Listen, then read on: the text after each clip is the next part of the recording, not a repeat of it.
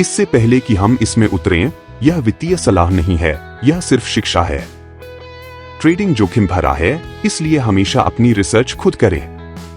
ठीक है, चलिए इस पर आते हैं।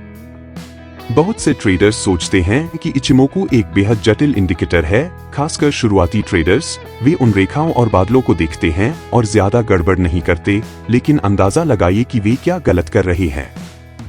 आज मैं इसे एक बेहद आसान ट्रेडिंग रणनीति में बांटने जा रहा हूं, जिसका कोई भी पालन कर सकता है। ठीक है, पहले एक छोटा सा विवरण।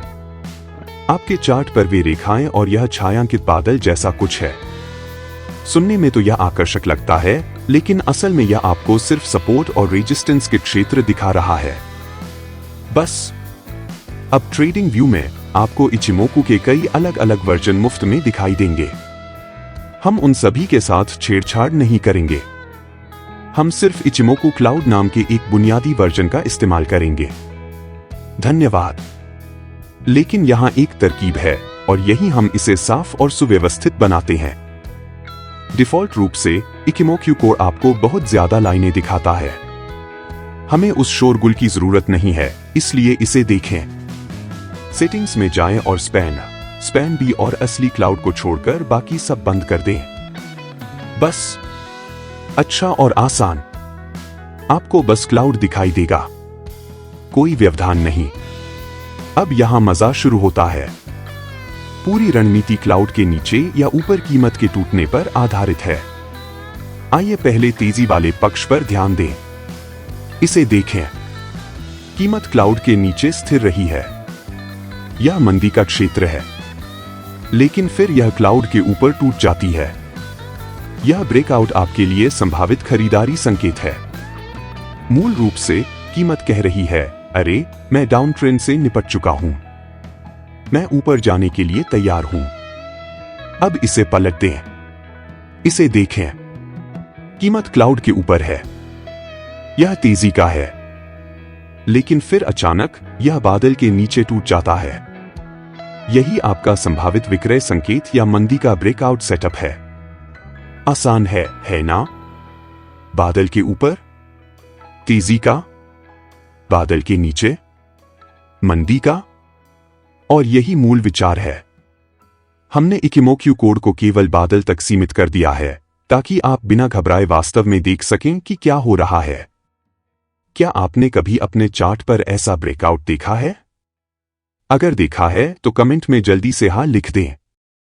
और बने रहें, क्योंकि अगले भाग में मैं आपको दिखाऊंगा कि इन संकेतों को कैसे फिल्टर किया जाए ताकि आप धोखा न खाएं। लेकिन बात यह है, हर ब्रेकआउट एक जैसा नहीं होता। कुछ ठोस होते हैं, लेकिन कुछ सीधे सीधे धोखा देने वाले होते हैं। तो इसे देखें।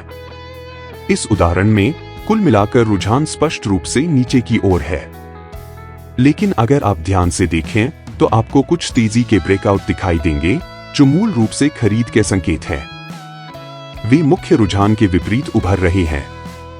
और हाँ, ये ऐसे संकेत हैं जो शुरुआती लोगों को फंसा सकते हैं। अब अपर ट्रेंड में भी यही बात लागू होती है। कीमतें ऊपर जा रही हैं, लेकिन फिर भी आपको बेतरतीब मंदी के संकेत मिल रहे हैं, जो आपको बेचने के लिए कह रहे हैं। और अगर आप उन पर आंख मूंद कर भरोसा कर लेते हैं, तो आप ट्रेंड से लड़ रहे हैं, जिसका अंत आमतौर पर अच्छा नहीं होता। तो बस एक पल में मैं आपको वह फिल्टर दिखाऊंगा जिसका इस्तेमाल मैंने ढेरों बुरे संकेतों को रोकने के लिए किया था।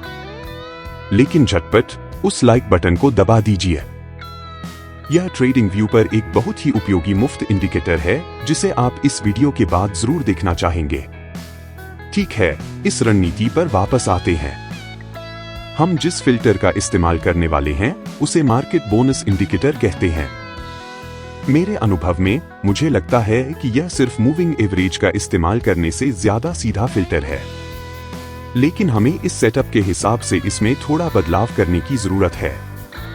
तो चलिए हम क्या करते हैं।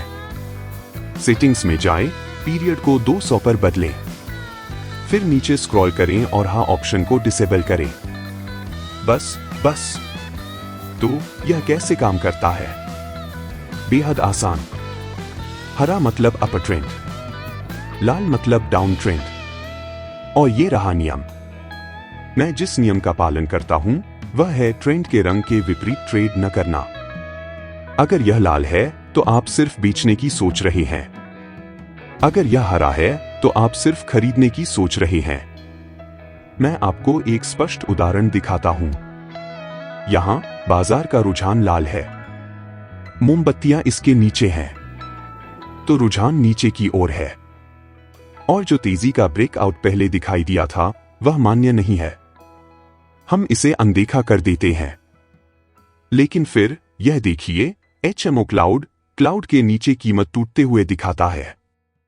यह लाल पूर्वाग्रह के साथ पूरी तरह से मेल खाता है। इस रणनीति के अनुसार यह एक मान्य सेटअप है। अब जोखिम प्रबंधन। हम उस हिस्से को नहीं छोड़ रहे हैं। आप अपना स्टॉप लॉस क्लाउड से थोड़ा ऊपर या बाजार के रुझान से ऊपर या यहां तक कि सबसे हालिया स्विंग हाई से थोड़ा ऊपर रखेंगे। इसे टाइट लेकिन तार्किक रखें और ट्रेड टारगेट के लिए 1 से 2 रिस्क रिवॉर्ड रेशियो के साथ बने रहें। और हाँ, यही बात अपर ट्रेंड में भी लागू होती है। यहां सोने के 1 घंटे के चार्ट का उदाहरण दिया गया है। बाजार का रुझान हरा है, कीमतें उससे ऊपर हैं, इसलिए ट्रेंड ऊपर की ओर है। इकिमोक्यू क्लाउड का बुलिश ब्रेकआउट बिल्कुल गलत, हम इसे छोड़ देते हैं। लेकिन उसके ठीक बाद आने वाला बुलिश ब्रेकआउट, यह एक सही खरीदारी सेटअप है। और फिर वही स्टॉप लॉस नियम, वही 1 से 2 रिस्टोर रिवॉर्ड रेशियो।